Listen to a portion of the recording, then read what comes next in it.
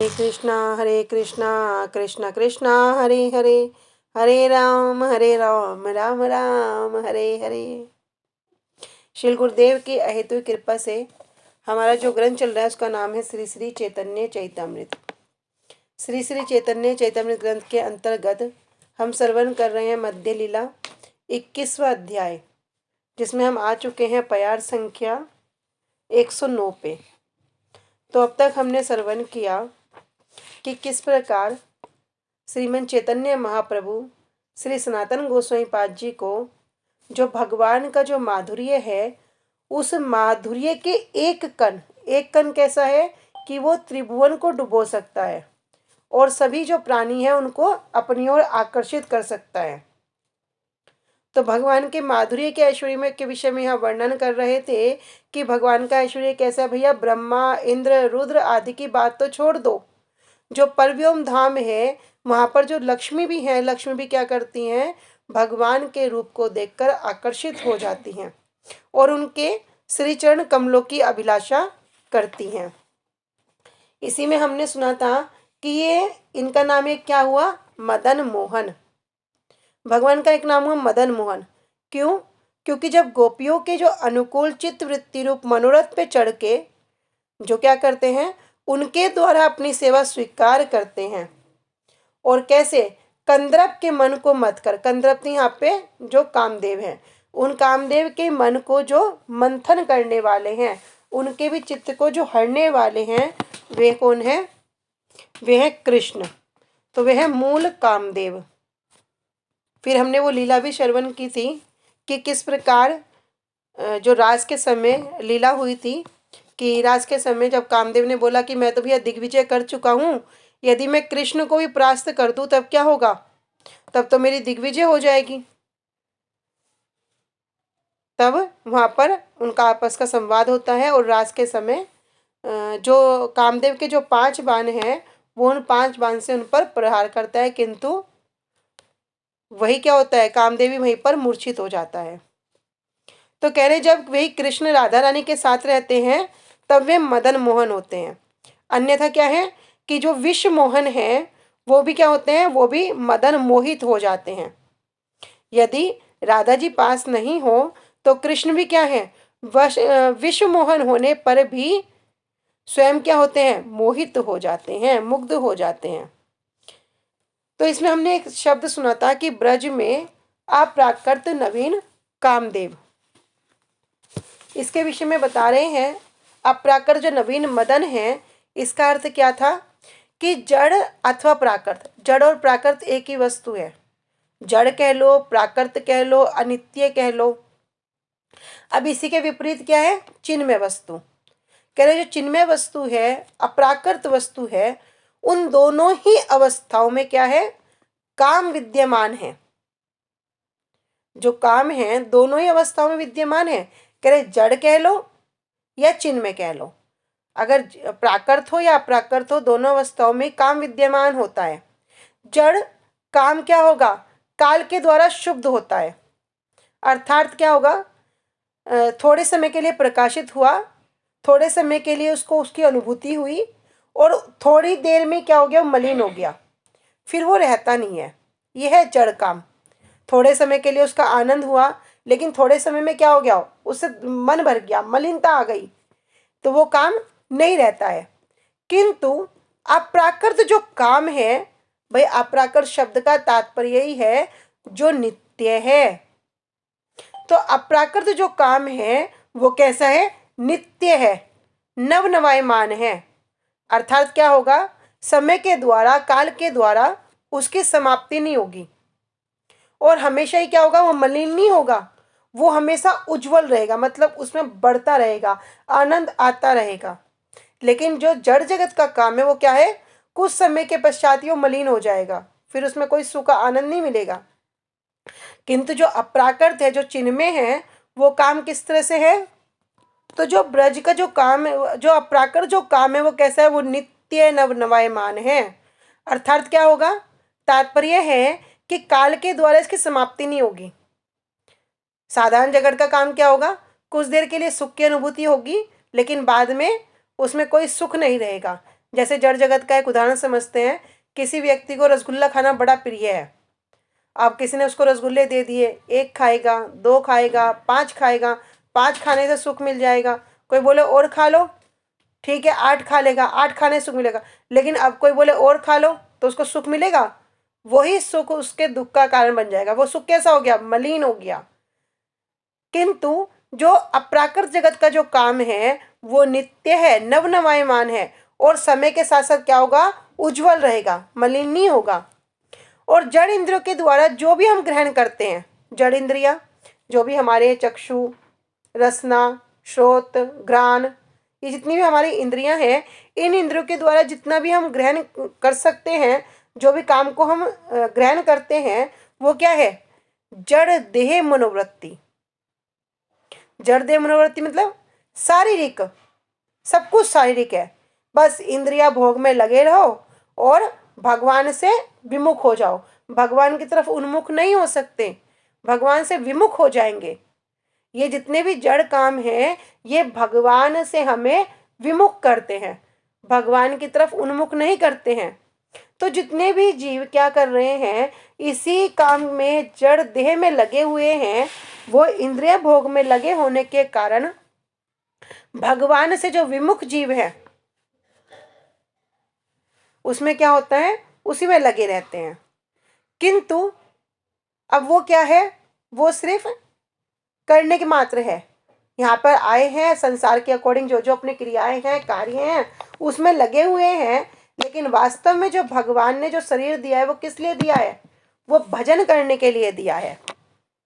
तो ऐसे भगवान, ऐसे चिद स्वरूप, उनकी जो अप्राकृत जो इंद्रियां हैं, जो नित्य हैं, जो नवनवायमान हैं, ऐसे मदन मोहन जो क्या करते हैं? मन मथ मंथन, मनमथ मनमथ अर्थात जो कामदेव के मन को भी जो मतने वाले हैं, वो मूल कौन है?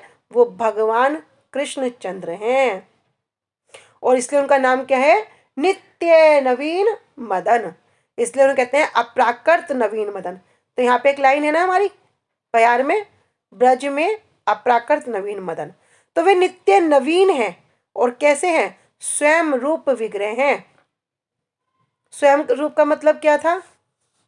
अन्य रूप की अपेक्षा नहीं करता। हाँ, तो स्वयं रूप कह रहे हैं कि जो रूप अन्य किसी रूप की अपेक्षा नहीं करता, नहीं रखता, वो है स्वयं रूप। तो ये भगवान कैसे हैं? ये नवीन है, अप्राकृत मदन मोहन ये है। इसलिए कहते हैं मनमथ मनमथ, कि जिन्होंने क्या किया? जो प्राकृत कामदेव है उसके भी मन को मंथन कर दिया। और वो भी रात के समय क्या होता है? जब 5 बाण छोड़ देते हैं और भगवान जब अपना वार करते हैं ना, कटाक से हल्का सा, अभी हमने श्रवण किया था ना, भगवान के पास भी एक धनुष है। कौन सा धनुष है वो? भ्रू धनु। हाँ, वो है उनके धनुष के रूप में है। और बाण क्या है? चितवन। जब वो हल्का सा बाण यूज किया तो वो कामदेव भी क्या हो गए? वहां पर मूर्छित हो गए। तो ये हो गया अप्राकृत नवीन मदन। निज सम सखा संगे गोगन चारण रंगे वृंदावने स्वच्छंदे विहार जार वेणु ध्वनि सुनी स्थावर जंगम प्राणी पुलक कंप अश्रु बहे धार। कह रहे निज सम सखा संगे, सम सखा अपने समान, और निज सम मतलब जो अपने समान जो सखा हैं उनके संगे, उनके साथ में क्या करते हैं? गोगन चारण रंगे। गोगन मतलब असंख्य गाय, जो गायों का एक समूह हो गया, असंख्य गाय के क्या करते हैं? चारण रंगे। भगवान उनको चराने की लीलाएं करते हैं। कहाँ पे? वृंदावने स्वच्छंदे विहार। कहाँ पे कर रहे हैं? वृंदावन में स्वच्छंद विहार करते हैं अपने मित्रों के साथ। जार वेणु ध्वनि सुनी स्थावर जंगम प्राणी। और जब भगवान क्या करते हैं? वहां पर जाके अपनी वेणु वादन करते हैं, तो चाहे वो स्थावर हो चाहे जंगम हो। स्थावर मतलब जो चल फिर नहीं सकते, और जो दूसरे जंगम क्या हो गए? चर अचर, जो चल सकते हैं। तो क्या करते? कैसे भी क्यों ना हो, सबके सब क्या करते हैं? जार वेणु ध्वनि सुनी। जैसे ही वंशी की ध्वनि को सुनते हैं, सभी चर और सभी अचर प्राणी जितने भी हैं सब क्या होते हैं? पुलक पुलकित आनंदित हो जाते हैं, कंप उनके में कंप हो जाता है, और अश्रु बहे धार, और आंखों से क्या होती है, आंखों से अश्रु की धार निरंतर बहने लगती है। तो श्री कृष्ण अपने समान सखाओं के साथ गैयाओं की आनंद पूर्वक चराते हुए वृंदावन में स्वच्छंद रूप से विहार करते हैं। श्री कृष्ण की वेणु की ध्वनि को सुनकर स्थावर जंगम, चर और अचर सभी प्राणी पुलकित हो जाते हैं, और उनके अंगों में कंपन होने लगता है, और उनके नेत्रों से अश्रु बहे धार, अश्रु की धाराएं बहने लगती हैं। किससे? भगवान की वेणु को सुनकर ही। उनकी अगर कोई मुरली को भी सुन ले तो उसकी स्थिति किस प्रकार, भैया अपने होश में नहीं रहते। अभी जो हमने एक माया का जो ये ढांचा पहन लिया, और सब कुछ ये माया में जगत को सब कुछ मैं और मेरा मान के जो चलते हैं ना, अभी क्या हो गया, अभी तो हमारे माया ने हमें पूरा ग्रास कर लिया। कहते हैं निकटस्थ माया तारे झापटिया धरे। लेकिन इसी माया के आवरण में रहते हुए जब गुरु वर्गों की वाणी इन कण रूपी दोनों के माध्यम से हृदय में प्रवेश करती है ना, तब लगता है भैया आनंद तो यहाँ नहीं है, आनंद तो वास्तव में इधर है। फिर हम झपटते हैं इससे ऊपर की भी कोई वस्तु है। तो नेत्रों से क्या होगी, अश्रु की धार बहने लगती है, पर हमारे से तो वो भी नहीं बहती। मुक्ताहार वकपति इंद्रधनु पिछतति, पीतांबर बिजली संचार, कृष्ण नव जलधर जगत सस्य ऊपर, वरिशय लीला अमृत धार। तो कह रहे हैं मुक्ताहार, अभी भगवान के गले में कैसी माला है, कह रहे कृष्ण के गले में एक मोतियों की माला है। वो कैसी लग रही है, मुक्ताहार, हीरो का एक हार है, मुक्ता मतलब मणि, मणि हीरो का एक हार है। और बकपाती, जैसे बगुलों की पंक्ति है ना, कभी देखोगे बगुलों की पंक्ति को उड़ते हुए, ऐसे एक लाइन में ऐसे उड़ते हैं सारे, जब उड़ेंगे ना एक लाइन में ऐसे उड़ेंगे। तो कह रहे श्वेत बगुलों की पंक्ति के जैसे लगती हैं। और इंद्रधनु पिछतति, जो भगवान के जो सिर पर जो मोर पंख है वो कैसा लगता है, इंद्रधनुष के जैसा प्रतीत होता है। पीतांबर बिजली संचार, और भगवान के जो पीतांबर हैं, जो पीले वस्त्र हैं, वो कैसे लग रहे हैं, बिजली संचार, जैसे आकाश में बिजली जैसे वे लग रहे हैं। कृष्ण नव जलधर, और कृष्ण भी कैसे लगते हैं, नव जलधर। नव जलधर कैसे, अभी बादल आए हैं, नए नए जो बादल उठते हैं ऐसे कृष्ण लगते हैं। और जगत सस्य ऊपर, और क्या कर रखा है, जैसे कि गोपियों में गोपियाँ क्या करती हैं, खेत में खिले हुए गेहूं के जैसी लगती हैं गोपियाँ सस्य ऊपर। तो वे कैसी लग रही, गेहूं की फसल के समान। और उसके ऊपर क्या करते हैं, वरिशय लीला अमृत धार। भगवान क्या करते हैं, उसके ऊपर वरिशय बारिश करते हैं, किसकी, अपनी लीलाओं की। अपनी जो अमृतमय लीलाएं हैं उसकी क्या करते हैं, वर्षा करते हैं, जिससे विविध फसलें क्या होती हैं, अपने जीवन को प्राप्त करती हैं। तो श्री कृष्ण के कंठ में जो मुक्ता माला का हार है वह किस प्रकार है, उसे कह रहे सफेद बगुलों की श्रेणी के समान, जिस प्रकार सफेद बगुले चलते हैं। ठीक है, फिर कह रहे हैं श्री कृष्ण के सिर पे जो मोर पंख है उसे कह रहे इंद्रधनुष। जैसे कभी कभी इंद्रधनुष देखने को मिलता है ना, कैसा पूरा पूरा का पूरा अपना रूप दिखाएगा, बड़ा सुंदर लगेगा। कह रहे वो तो कभी कभी देखने को मिलेगा, लेकिन यहाँ देखो ना, जब भी कृष्ण के दर्शन करो, विग्रह के दर्शन करो, जब देखते कितना सुंदर, कितना आनंद आता है। तो वो है इंद्रधनुष के समान। और श्री कृष्ण का पीतांबर वो है विद्युत के समान, बिजली के समान। श्री कृष्ण नव जलधर, कह रहे नए नए वर्षा के जल से पूर्ण मेघ, अब जो भरे हुए मेघ हैं, बादल हैं, के समान हैं। और गोपियां जगत की फसलों के समान हैं। उस फसल के ऊपर मेघों के जल बरसने की भांति श्री कृष्ण अपनी लीला अमृत धारा का वर्षण करके उनमें जीवन का संचार करते हैं। वर्षा काल में बगुले उड़ते हैं, इंद्रधनुष और विद्युत भी दिखलाई देते हैं। तो सब कुछ कहाँ होता है, कह रहे वर्षा काल में। अभी कृष्ण क्या है, कृष्ण वर्षा कर रहे हैं, मेघ बनकर उनके ऊपर वर्षा कर रहे हैं। तो अभी वर्षा काल शुरू हो गया, तो गोपियों के ऊपर वर्षा कर रहे हैं। और इसी वर्षा काल में जब उनके रूप कैसा है, कह रहे उनके जो मुक्ता माल है बगुले के समान है भैया, वही वर्षा काल में होते हैं। जो पंख पीछे है, मोर पंख है, वो भी इंद्रधनुष के समान है। आगे कह रहे हैं, माधुर्य भगवत्ता सार ब्रज केले प्रचार, ताहा सुख व्यासेर नंदन, स्थाने स्थाने भागवते वर्णियाचे जानाइते, ताहा सुनी नाचे भक्ते गण। माधुर्य भगवत्ता सार, ये जो भगवान का जो माधुर्य है, ये क्या है, भगवत्ता सार, ये उनकी भगवत्ता का सार है। भगवान का जो माधुर्य है, ये उनकी भगवत्ता का सार है। और ब्रज कैल प्रचार, ब्रज अर्थात वृंदावन में क्या किया, अपना उसका पूरा का पूरा प्रचार कर दिया, संपूर्ण रूप से उसको व्याप्त कर दिया, प्रकाशित कर दिया। ताहा सुख व्यासेर नंदन, और ताहा सुख अर्थात क्या कि जो सुख है, जो सुखदेव गोस्वामी जी हैं, वो कौन है, व्यासेर नंदन, तो व्यासदेव जी के पुत्र हैं। स्थाने स्थाने भागवते, अभी देखो सब जगह स्थान स्थान पर क्या हो रही है, भागवत हो रही है।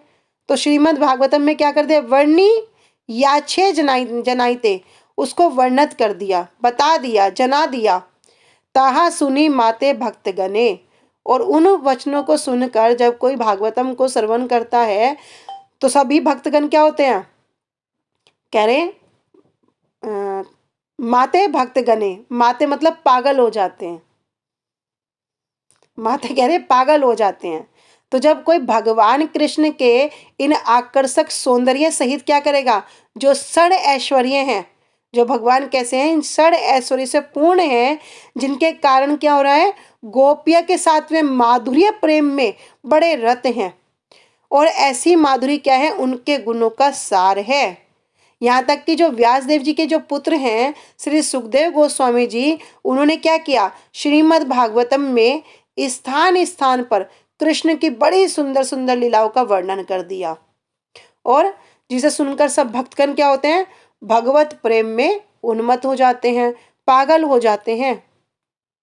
रोज सुनते ना भागवत कथा में, आज हम कृष्ण जन्म के विषय में सुनेंगे, आज हम राधा रानी का जन्म होगा, आज गोवर्धन लीला होगी, आज वामन गोस्वामी जी का, वामन भगवान के विषय में श्रवण करेंगे। तो क्या होता है, कितना आनंद होता है, रोज नया आनंद। ऐसा लगता है ये कथाएं क्या हैं, ये कथाएं बस अमृत के समान हमारे हृदय में उतरती जाए। इसलिए क्या है ना, श्रीमद् भागवतम के जो प्रथम श्लोक, उसमें वस्तु निर्देश श्लोक में कह रहे ना, सद्यो हृदय अवरुध्येत अत्र कीर्ति भी सुशुशुभित तत्सनात्। अगर किसी ने बस श्रीमद् भागवतम कथा को सुनने के विषय में सोच लिया, अभी गया नहीं है, बस सोच लिया कि मैं भी वहां कथा में जाऊंगा या मैं भी कथा में जाऊंगी, कह रहा इतने करने मात्र से ही भगवान क्या करते हैं, तत्सनात, उसी सन हृदय अवरुद्धित, उसके हृदय में अवरुद्ध हो जाते हैं, बंदी बन जाते हैं। और ये नहीं कि पकड़ के जान के लाया फिर उसको बंद किया, भगवान खुद जाके अंदर से कुंडी लगा के बैठ जाते हैं। कह रहे सद्यो हृदय अवरुद्धित अत्र कीर्ति भी सुशुश्रुत तत्सनात, उसी सन उसके हृदय में बंदी बन जाते हैं। तो कह रहे माधुर्य क्या है, भगवत्ता का सार है। समस्त ऐश्वर्य, समस्त वीर्य, समस्त यश, समस्त सौंदर्य, समस्त ज्ञान और समस्त वैराग्य, इन 6 गुणों को भगवत्ता कहते हैं। कह रहे हैं कि इन 6 गुणों को भगवत्ता कहते हैं। और उनमें जो समस्त श्री है, श्री का नाम ही माधुर्य है। ऐश्वर्य, वीर्य, यश, श्री, ये जो श्री है स्त्री का नाम ही क्या है? माधुर्य। वही 6 प्रकार की भगवत्ता का सार है और उसी का नाम क्या है? दूसरा माधुर्य। स्त्री का ही दूसरा नाम क्या है? माधुर्य। श्री कृष्ण मूर्ति में माधुर्य प्रधान भगवत्ता और श्री नारायण आदि में ऐश्वर्य प्रधान भगवत्ता है। तो श्री कृष्ण में क्या है? माधुर्य प्रधान है। यद्यपि वहां पे ऐश्वर्य का कोई भाव नहीं है। ऐश्वर्य देखेंगे ना, और ज्यादा ऐश्वर्य देखने को मिलता है। जब भगवान कृष्ण एक साधारण बालक की भांति वहां लीला करते हैं, 6 दिन के छोटे से कृष्ण क्या किया? पूतना का वध कर दिया। 6 दिन का बच्चा जो करवट लेना नहीं जानता, वो पूतना का वध कर रहा है। और कह रहे कि अभी छोटे से कृष्ण है, दावानल को पान कर गए। अभी छोटे से कृष्ण है, अगासुर, बकासुर, तीर्णावर्त, बड़े बड़े राक्षस आए, उनको ऐसे ही मार दिया। ऐसे ही उनको मार दिया। क्या ऐश्वर्य की कमी है? ऐश्वर्य की कोई कमी नहीं है। 7 दिन के भी छोटे से कृष्ण हैं, अपनी कनष्ट उंगली के नख पे क्या कर रहे? गिरिराज जी को धारण कर लिया। इतने बड़े विशाल गिरिराज जी, उनको धारण करके आराम से वहां पे खड़े हैं। कह रहे ऐश्वर्य की कमी नहीं है, लेकिन माधुर्य प्रधान है। माधुर्य क्या बड़ा विशाल है। कह रहे माधुर्य प्रधान भगवत्ता है, किंतु नारायण आदि में देखो, नारायण आदि में क्या है? अगर कोई नारायण के उपासक है तो क्या करेंगे? वे ऐश्वर्य भाव से पूजा करेंगे कि ये मेरे स्वामी हैं, मैं इनका दास हूं। तो वहां पे ऐश्वर्य प्रधान भगवत्ता है। अनुभाष्य। षड ऐश्वर्य पूर्ण भगवान की भगवत्ता का सार ही माधुर्य है।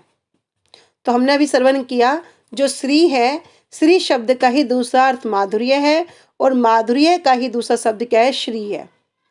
तो षड ऐश्वर्य पूर्ण भगवान की जो भगवत्ता है, उसका सार ही है माधुर्य।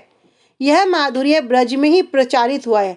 ब्रज में ही हुआ है, एक फुल स्टॉप लगा दिया, ब्रज में ही।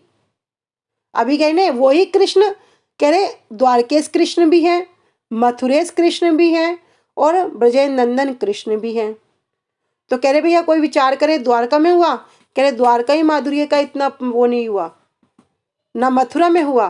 कहाँ हुआ? श्री ब्रज में ही इसका प्रकाश हुआ, प्रचारित हुआ।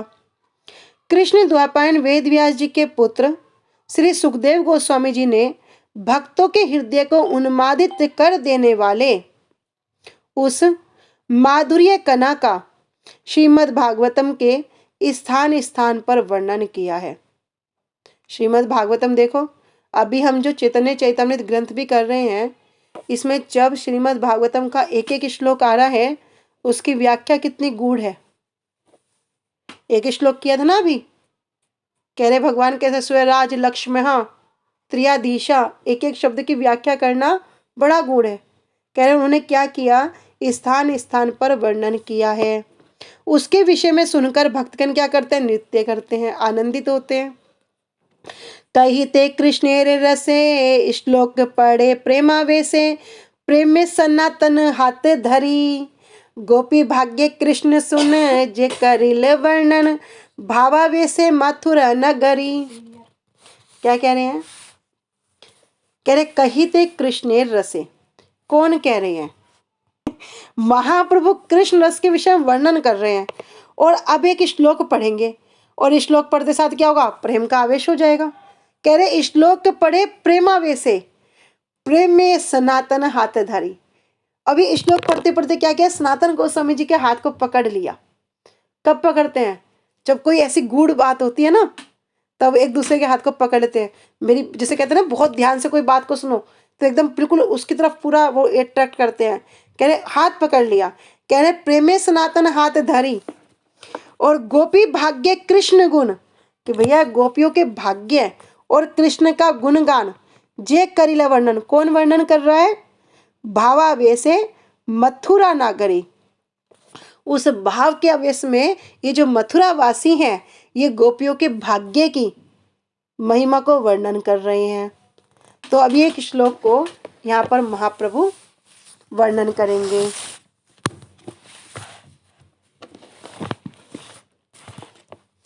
कह रहे हैं कि मथुरा वासिनी स्त्री ने गोपियों के असामान्य सौभाग्य और श्री कृष्ण के अलौकिक गुणों का भावपूर्ण वर्णन जिस प्रकार किया है, कैसा गोपियों का सौभाग्य है और कैसा भगवान के अलौकिक गुणों की महिमा है। कह रहे श्री गौर हरि ने कृष्ण रस का वर्णन करते हुए और उस प्रेम रस में भरकर श्री सनातन का हाथ पकड़कर प्रेम के आवेश में इस श्लोक का उच्चारण किया। गोप्यस्तपः किम चरण यदमुष्यम रूपम लावण्य सारम अस्मोर्ध अनन्यम सिद्धम दृग्भि पिबन्ति अनुसवाभिनवम दुरापम एकांत धाम यशस्यः श्री ऐश्वर्यस्य। तो अभी मथुरा की रमणियां गोपियों के जो भाग्य हैं उसका वर्णन कर रही हैं।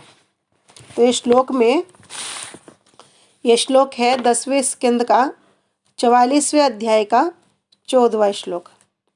मथुरा की रमणियां कह रही हैं गोपस्य तमः किम चरण यद मुस्य रूपम, कि जब ये कृष्ण क्या कर रहे हैं, अभी वन में घूम रहे हैं और वन में घूम रहे हुए हैं तो इतना सुंदर स्वरूप, मतलब गलियों में घूम रहे हैं मथुरा की, तो वहाँ पर जब ये मथुरा की रमणियां देखती हैं कि रे इतना सुंदर स्वरूप, इतना सुंदर स्वरूप जब उन्होंने देखा तो वे रमणियां भी, जो मथुरा की रमणियां हैं, वे कहती हैं, क्यों कह रही हैं, क्योंकि उन्होंने सुन रखा है कि कृष्ण कितने सुंदर हैं। तो इसी विषय में कह रही हैं कि कृष्ण कैसे हैं। गोपस तपः किम चरण, किम चरण मतलब इन गोपियों ने ऐसी कौन सी तपस्या की, कौन सा आचरण किया, यद मुस्य रूपम, ऐसा जो सुंदर रूप है। कैसा रूप कह रहे, लावण्य सारम, लावण्य सारम अस्मोर्ध अनन्यम सिद्धम। यहाँ 3 विशेषण बता दिए। यहाँ पे जो मथुरा की रमणियां है 3 विशेषण बता रही हैं। क्या, पहला लावण्य सारम, कि वो लावण्य का भी सार है।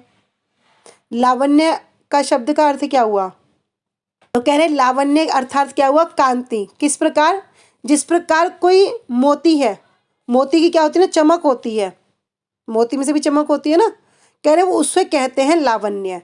और जो लावण्य का भी सार है, ये हो गया एक विशेषण। दूसरा क्या है, अस्मोर्ध, अस्मोर्ध मतलब न विद्यते समम उद्ध्रव, कि भैया जो हमने अभी श्रवण किया था ना विद्यते समम, उनके समान की बात तो, उनके ऊपर की बात तो छोड़ दो, ना उद्रम, उनके ऊपर की बात छोड़ दो, ना विद्यते समम, उनके समान भी कोई नहीं है। फिर कह रहे कृष्ण का जो सौंदर्य है इनके समान किसी का ना है और ना ही हो सकता है। तीसरा बता रहे अनन्य सिद्धम, अनन्य सिद्धम क्या, ना अन्येन अलंकारिदा नाम सिद्धम किंतु स्वतः, कि वे खुद क्या हैं, उन्हें अनन्य, ना अन्यति अन्य, उन्हें किसी और को आवश्यकता नहीं है खुद को सिद्ध करने की। जैसे कि हमने बहुत सारे सुंदर सुंदर भूषण पहना दिए, बहुत सारे वस्त्र पहना दिए, अलंकार कर दिया, तो सोचते ना अब सब भगवान सुंदर लग रहे। नहीं भाई, ऐसा विचार नहीं है। विचार क्या है, जो भूषण भूषणांगम, जो भूषणों को भी भूषण विभूषित करने वाले हैं, जो भूषणों को भी जो विभूषित करने वाले हैं, वे भगवान हैं। भगवान तो अगर नंगे भी होंगे ना तो बड़े सुंदर लगेंगे। तो कह रहे हैं कि उन्हें अन्य किसी अलंकार, किसी वस्त्र की, किसी, वो तो स्वतः सिद्ध है। तो कृष्ण का जो सौंदर्य है वो कैसा है, अनन्य सिद्ध है, ना अन्य सिद्धम, किसी के द्वारा सिद्ध नहीं है। कोई ऐसी वस्तु नहीं है जो भगवान के सौंदर्य को और वर्धित कर सके। यद्यपि कोई और वस्तु अगर भगवान धारण करते हैं तो उस वस्तु का सौंदर्य बढ़ जाता है। तो इसलिए भगवान क्या है, स्वतः सिद्ध हैं। तो ऐसा जो रूप है कृष्ण का वो है लावण्य सारम, लावण्य का सार है। आगे कह रहे हैं दृग्भि पिबन्त्यानुसवाभिनवम दुरापम। दृग्भि, दृग्भि मतलब दृग्भि पिबन्ति। अब इसको कौन पीता है, पिबन्ति पान करता है। पान कैसे करते हैं, मुंह से करते हैं हम जैसे तो हम जैसे तो भैया खाना पीना सब मुंह से करेंगे। कह रहे दृग भी, दृष्टि से, नेत्रों से क्या कर रही हैं? पान कर रही हैं। जो भगवान लावण्य सारम है, अस्मोर्ध है, अनन्य सिद्धम है, उनके रूप को क्या करती हैं? दृग भी पीबंती, उसको पान करती हैं दृग भी नेत्रों के द्वारा। और सौंदर्य अमृत को क्या करती हैं? जैसे कि सौंदर्य अमृत है, किसी का रूप बहुत सुंदर है, कैसे पान करेंगे?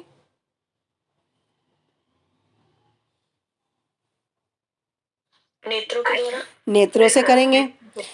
किसी के शब्द बहुत सुंदर हैं, कैसे पान करेंगे? कर्णों के द्वारा। कर्णों के द्वारा देंगे। अधरामृत को कैसे पान करेंगे? प्रसाद के रूप में। जीवा के द्वारा। जीवा के द्वारा। अब यहाँ पर कैसे पान कर रहे हैं? कह रहे भगवान का जो रूप है, जो लावण्य सारम है, अस्मोर्ध है, अस्मोर्ध मतलब ऊपर की बात छोड़ दो, उनके समान भी कोई नहीं है, ऐसा जो रूप है जो अनन्य सिद्धम है, ना अन्यति अन्य, किसी और के जो स्वतः सिद्ध है, ऐसे रूप को क्या करती है? दृग भी पिबंत्या, उसको दृष्टि से, नेत्रों से पान करती हैं। कह रहे अनुसमाभवी नवम, और कैसा? अनुस्वभावी कहते हैं प्रतिक्षण, प्रतिक्षणम, उसको प्रतिक्षण, भगवान का जो रूप है वो एक समान नहीं लगता। अभी देखा, अभी भगवान किस रूप में, थोड़ी देर बाद देखो और सुंदर और सुंदर और सुंदर, नव नवायमान।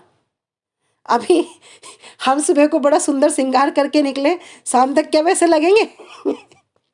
शाम तक प्रतिक्षमान क्या है? मतलब वो रूप प्रतिक्षण बढ़ने वाला है, वर्धित होने वाला है। निज नवम दुरापम, जो क्या है? निज नवम, नित्य नवनवायमान है। और कृष्ण का जो माधुर्य है वो प्रतिक्षण क्या होता है? नवनवायमान, हर समय नया, अगले क्षण में, उससे अगले क्षण में, उससे अगले क्षण में वर्धित होता जाएगा। और भक्त क्या होगा? भक्त ऐसे रूप को देखकर उनकी ओर आकर्षित होता जाएगा और क्या करेगा? नेत्रों के द्वारा फिर उसको आस्वादन करेगा। तो कह रहे अपने नेत्रों के द्वारा जिस सौंदर्य ऐश्वर्य को वो क्या करती हैं? पीबंती, पान करती हैं। वो स्वरूप कृष्ण का कैसा है? एकांत धामहा यशस्य श्री ऐश्वर्यस्य, वो मात्र कृष्ण ही इसके आश्रय हैं। कृष्ण क्या है? उसके एकमात्र आश्रय हैं। किसके आश्रय हैं? जिनका सौंदर्य कैसा है भैया? षड ऐश्वर्यपूर्ण है, जो ऐश्वर्य, यश, श्री, ज्ञान, वैराग्य जो पूर्णतम रूप में है वो कहाँ है? कृष्ण के ही पास है, कृष्ण के ही अंदर है। कह रहे ऐसे सौंदर्य, ऐश्वर्य, वीर्य, यश, श्री, ज्ञान जो सबको क्या करती हैं? हमें पान करती हैं। तो कौन कह रही है ये बताओ? दीदी को मथुरा वासिनी कह रही हैं कैसी गोपियों की महिमा है, इन गोपियों का कैसा सौभाग्य है। तो अभी यहीं तक रखते हैं, इसकी व्याख्या कल करेंगे। वांछा कल्पतरुभ्यश्च कृपा सिंधुभ्यैव च पतितानां पावनेभ्यो वैष्णवेभ्यो नमो नमः।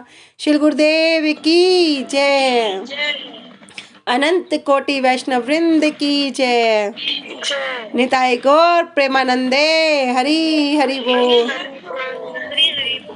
हरे कृष्णा, सभी को दंडवत प्रणाम। हरे कृष्ण।